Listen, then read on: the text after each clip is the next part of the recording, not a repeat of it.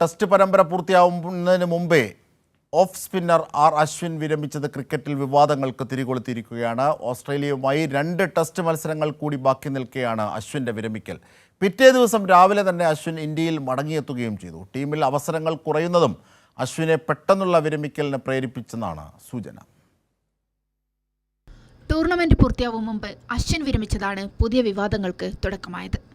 Aussies പര്യടനത്തിൽ 1 test മാത്രമാണ് അശ്വിൻ കളിച്ചത്. കൂടുതൽ റൺസും വഴങ്ങി. 1 വിക്കറ്റാണ് സമ്പാദ്യം.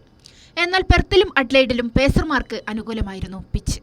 ഇന്ത്യയാണെങ്കിലും ഓസീസ് ആണെങ്കിലും ഫാസ്റ്റ് ബൗളർമാർക്കായിരുന്നു മുൻതൂക്കം. മുൻ ഇന്ത്യൻ താരം സുനിൽ ഗവാസ്കർ അശ്വിന്റെ അപ്രതീക്ഷിത വിരമിക്കലിനെ വിമർശിച്ചിരുന്നു. സ്പിന്നിനെ തുണയ്ക്കുന്ന സിറ്റിയിലെ പിച്ചിൽ അശ്വിന് കളിക്കാമായിരുന്നുവെന്നാണ് ഗവാസ്കർ പറയുന്നത്.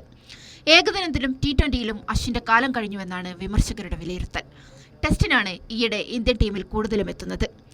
അടുത്ത ഇംഗ്ലണ്ട് ടെസ്റ്റിൽ അശ്വിൻ വരാനുള്ള സാധ്യതയും കുറവ്. ഇവയെല്ലാം മുന്നിൽ കണ്ടാണ് ഇതിഹാസം പടിയിറങ്ങിയത്. അനിൽ കുംബ്ലെയും MS ധോണിയുമായിരുന്നു ഇതിനു മുമ്പ് ടൂർണമെന്റിന്റെ പാതി വഴിയിൽ വിരമിക്കൽ പ്രഖ്യാപിച്ചത്.